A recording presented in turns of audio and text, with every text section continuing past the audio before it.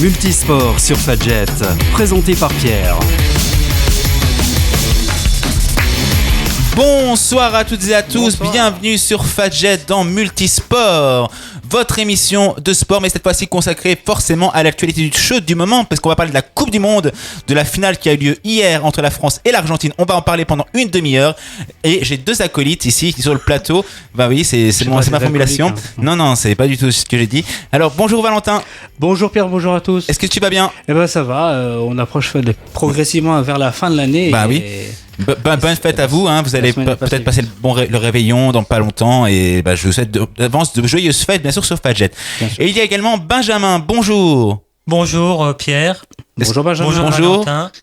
Est-ce que tu vas bien ? Je vais très bien ce soir. Ravi d'être là. Midi. C'est bien, super. D'accord. Précise aux auditeurs que c'est quelqu'un qui est un ami qui c'est un ami de longue date, et effectivement. Noël, donc voilà. Et voilà, donc il va nous rejoindre. Benjamin, voilà. Et on commence avec le live sport, le traditionnel live sport.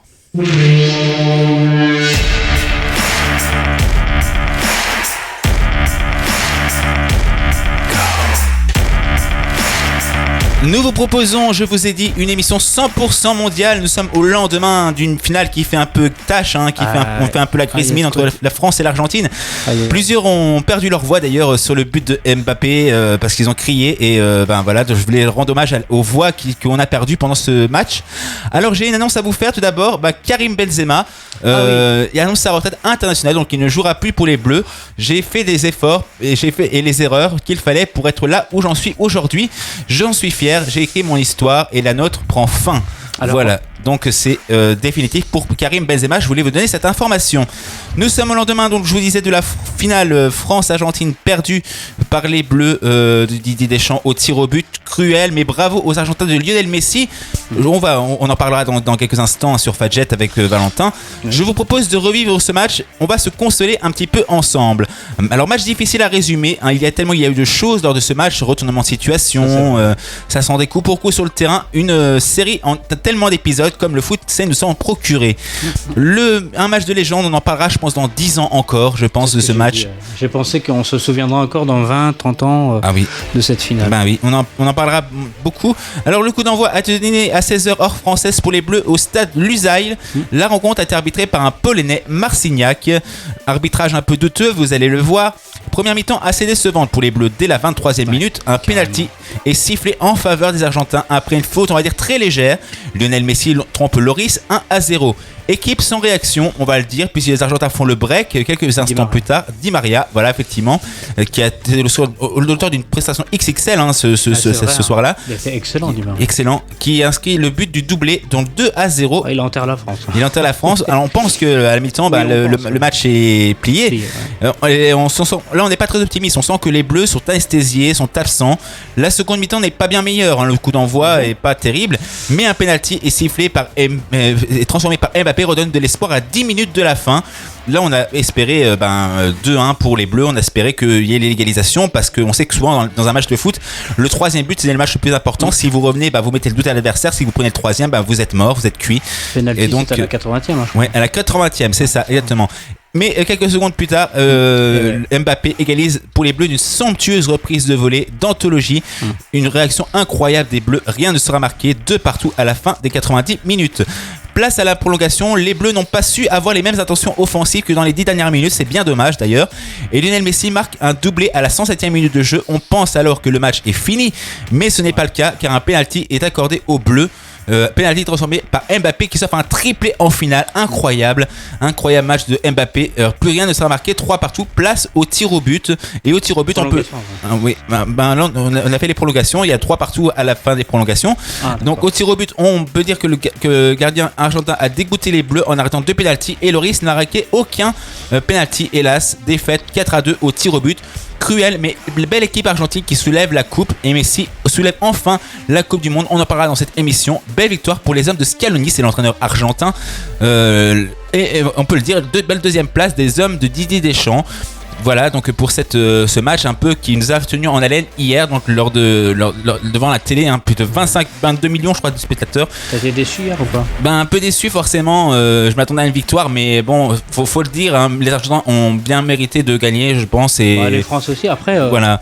Quand il y avait 2-0, quand il y avait 2-0 là, j'y croyais pas du tout. La France, moi je me souviens, j'étais au téléphone avec une amie et à la 80e, j'ai téléphoné à la 79e et il y a eu 2 buts en l'espace de 40 secondes. Quoi. C'est ça. Un truc de malade. Quoi. Et Mbappé, ça a été un monstre hier. C'était un monstre effectivement et c'est le meilleur, je pense, bleu depuis le début qu'on suit des mondiales. Je pense qu'il a vraiment ébloui, mais malheureusement ça n'a pas été suffisant pour soulever le trophée. Dans un instant, on va se retrouver avec les statistiques de France-Argentine. Ça va être présenté par Valentin. Oui. Mais avant, voici un petit Madonna. Madonna, 5 minutes sur Fadjet. Enfin, 4 minutes d'ailleurs. C'est pas 5, c'est 4. Je me suis trompé dans le chiffre. Le compte est pas bon, mais c'est pas grave. Ce qu'on pourrait dire, c'est que t'es pas bilingue. Non, je suis pas bilingue, c'est tout. Je suis monolingue, on va dire, comme ça. Et le plus important, c'est que vous êtes dans Multisport et on débriefe toujours le match France-Argentine en toute bienveillance, évidemment. On est au lendemain. Et on va maintenant parler des statistiques dans quelques instants. Vous avez envie de découvrir le monde de la radio ? De devenir chroniqueur ou animateur sur Fadjet ? Envoyez-nous vos idées et projets à contact@fadjet.net.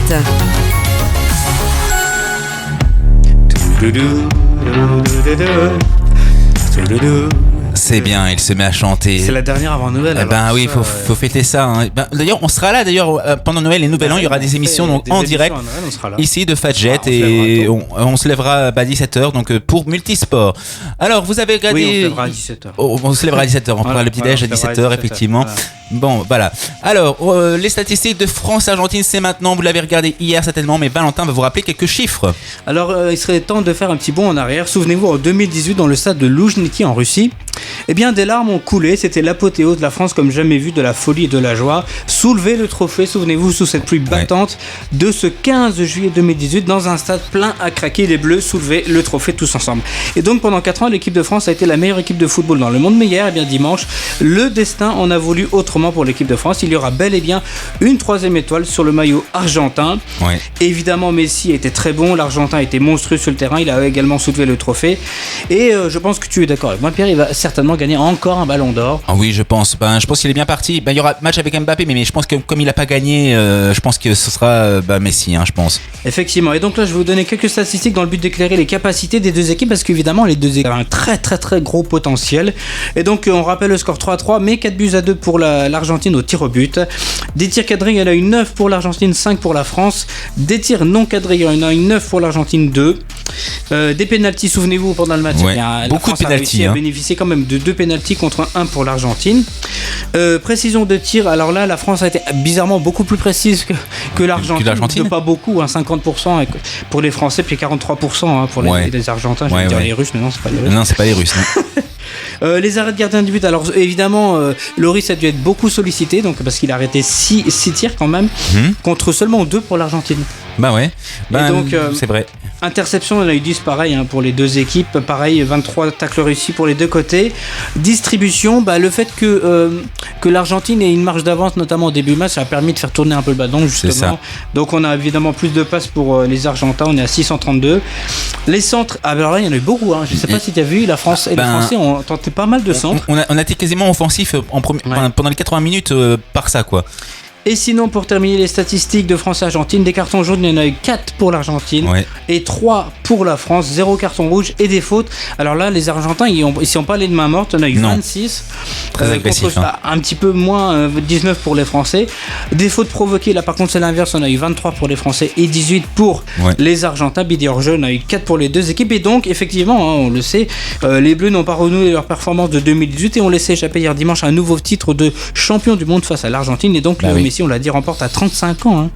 Et après 7 ballons d'or, sa première Coupe du Monde, l'Argentine est donc sur le toit du monde. Voilà pour l'Argentine qui a vraiment ébloui hier, qui était très agressif, qui était plus agressif que nous d'ailleurs, parce que c'est pour ça qu'on remarque souvent ça avec les fautes notamment, et qui ont su nous faire déjouer malheureusement pour nous. On n'aura pas de 3e étoile ce coup-ci, mais ce sera peut-être pour bientôt. Ce sera peut-être pour la semaine prochaine. Dans 4 ans, on espère une belle renouvelation de de l'équipe, quoi. Un bon renouvellement. Oui, je sais plus parler, elle est pas parce que j'ai plus les mots. Alors, dans un instant, on va se retrouver avec un point bleu, le dernier point bleu de ce mondial au Qatar, puisqu'ils sont rentrés. Et on parlera ensuite de Lionel Messi qui a vraiment porté l'Argentine. Mais maintenant, voici Maroon 5 Animals. Maroon 5 Animals sur Fadjet à 17h, passé de 15 minutes. Fadjet, le festival de toutes les musiques.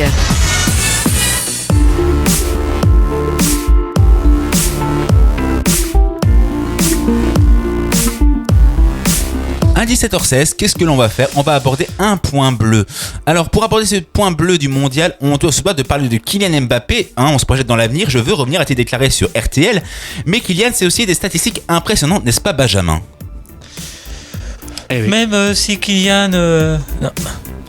Même si l'équipe de France s'est inclinée en finale de la Coupe du Monde, hier face à l'Argentine, Kylian Mbappé a marqué la compétition. De son empreinte, j'imagine. Comme la finale de son empreinte, l'attaquant du PSG termine le mondial vers version 2022. Ouais. Bon, c'est allez, pas. Benjamin, j'ai un chat dans la. Excusez-moi, j'ai c'est pas évident. gorge. Vas-y. Voilà. Avec 8 unités au compteur. Ce qui fait de lui le meilleur buteur de la compétition. Ouais, meilleur buteur de la compétition, effectivement. C'est dingue, hein. Ouais. Il devance Lionel Messi d'un petit but qui lui en a 7 au compteur. Ouais. Kylian Mbappé a reçu un prix de compétition. Il a obtenu le soulier d'or. Soulier d'or, oui, effectivement. C'est pas mal, ouais. C'est le meilleur buteur, ouais. Ouais, c'est bien. Celui qui Oui. Ah, c'est pas facile. Non, c'est pas très facile pour une première fois. C'est pas facile, c'est une première. On tient de facilité, on est en direct. Voilà. Celui qui vas-y, continue. récompense le meilleur buteur. Ouais, c'est ça, le meilleur buteur. Meilleur buteur De la compétition.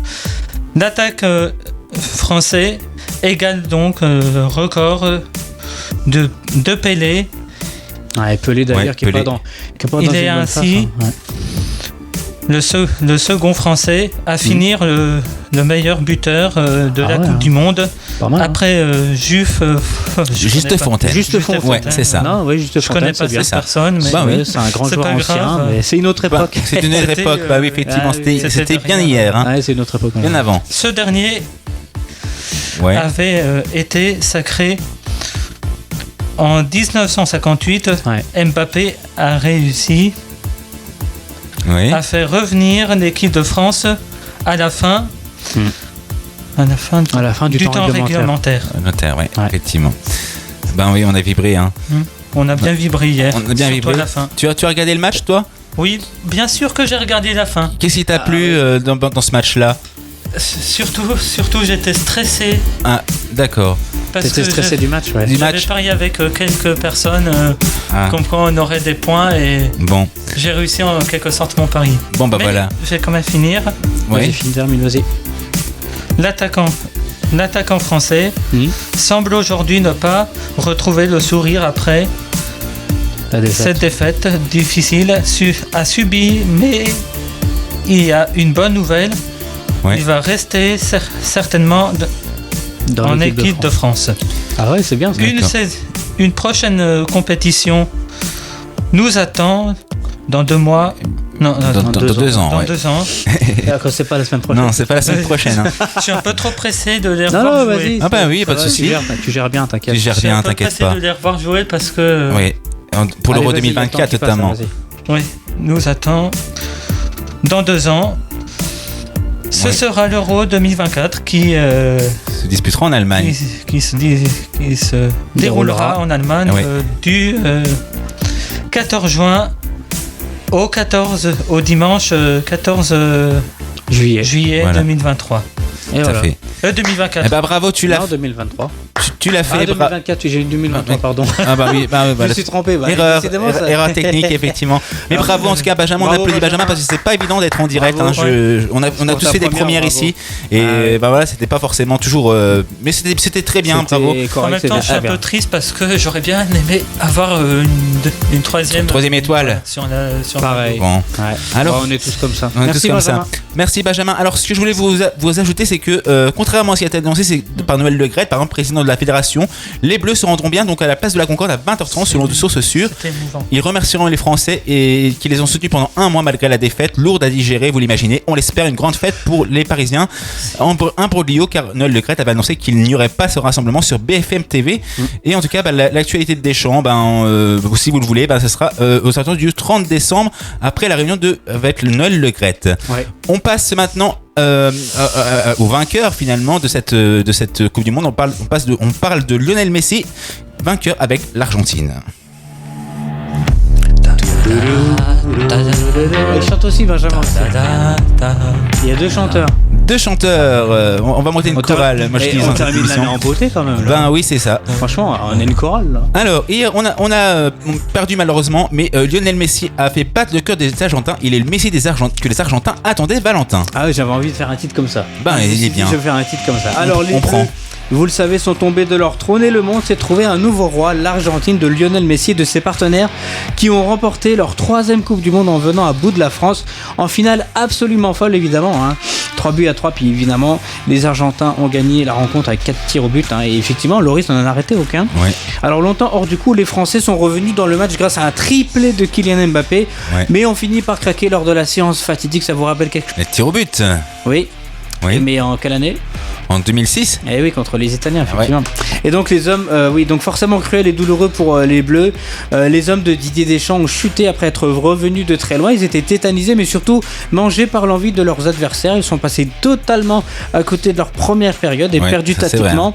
Ils ont dépassé au milieu de terrain face à la hargne argentine. Ils ont été très vite poussés et ils ont subi évidemment. Et donc Messi a transformé la sanction et a ouvert le score en signant un 6e but dans ce mondial à la 23e minute. Di Maria a même puni des Bleus impuissants en doublant la mise au bout d'un contre rapide 2-0 à la 36e minute, quasiment même pas 10 minutes après. Le sélectionneur français a pris les choses en main et lancé Randal Kolo Muani et Marcus Thuram à la place de Dembélé et d'Olivier Giroud. Mais ils étaient pas dans le coup. Ah oui, et ces hommes ne sont pas sortis de leur léthargie 41 minutes avant la pause. Ni après ailleurs. Di Maria a encore martyrisé Jules Koundé et Hugo Lloris en tenant comme il a pu 59e et 63e. On se souvient de l'arrêt de Lloris qui a évité le pire. Deschamps a encore tenté un coup, notamment en remplaçant Antoine Griezmann défaillant et Théo Hernandez diminué par Kingsley Coman et Eduardo Camavinga. Un nom comme ça, dis donc. Étonnant arrière gauche à 72e minute et face à des Argentins quelque peu tombés dans la gestion, cette option tactique a fini par porter ses fruits. Pourquoi ? Parce que la France a tout simplement enfin décroché un premier tir et Molo Koigny a bénéficié d'un penalty que Mbappé a transformé à la 80e minute, c'est ce qu'on disait tout à l'heure. Et donc l'attaquant du PSG a enchaîné quelques secondes plus tard d'une super volée à la 81e minute qui a permis en fait à l'équipe française de revenir dans le jeu. Mbappé a pourtant réussi à encore faire mieux en égalisant le score sur un penalty qu'il a même obtenu pour un 8e but dans ce tournoi qatarien, donc ça c'est à la 118e. Totalement folle, cette finale la plus belle de l'histoire, c'est décidé au tir au but. Et Mbappé a réussi le sien, Messi également, mais Coman, on l'a vu, a buté sur Emiliano Martinez, puis Aurélien Tchouameni a tiré complètement à côté. Lloris a finalement rien pu et Gonzalo Montiel a envoyé l'Argentine, ses milliers de supporters présents à Loussail et ses millions d'habitants au paradis, on peut dire. Ouais, c'est vrai. Alors il faut savoir que l'Argentine a gagné avant 2022 la Coupe du Monde à 2 reprises, c'était il y a quelques temps. La première c'était en 1978 et en 1986 la deuxième.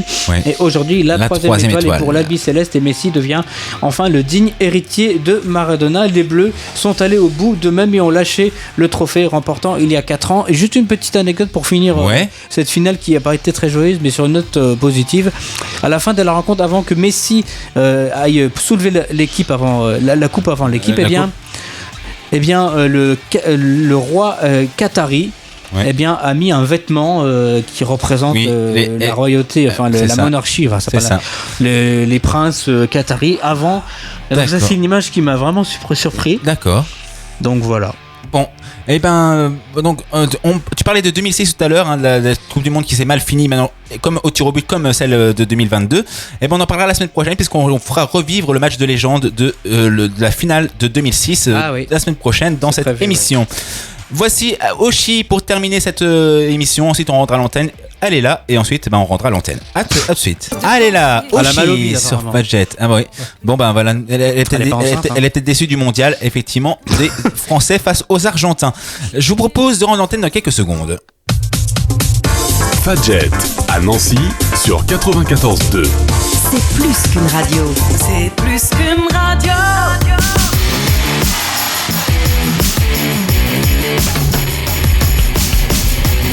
Merci de nous avoir suivis, 17h26. Merci à Valentin d'être venu. Avec plaisir, mon cher Pierre. Et on reprécise aux auditeurs qu'on sera là à Nouvel An et à Noël. Tout à fait. Et merci à Benjamin d'être venu. Merci beaucoup à vous deux. Et merci pour cette grande première derrière le micro. Bonne fin d'année, bonne fête et bonne fête à vous tous. À la semaine prochaine, 17h sur Fadjet. Ciao, bonne soirée. Ciao, bye bye.